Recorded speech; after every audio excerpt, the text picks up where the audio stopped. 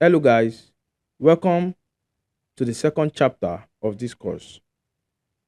In this chapter, we shall be talking about design basics, which will cover layout, iconography, typography, spacing, color contrast, composition, and so on and so forth. But first, let us look at layouts.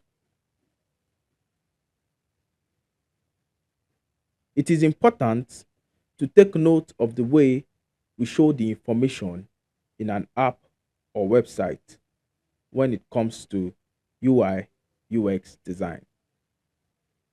You should not look for a specific way to create your composition.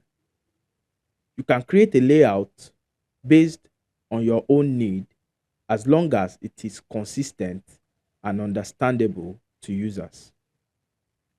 As you can see on the image on the right, both screens are well designed, although the spacing is different.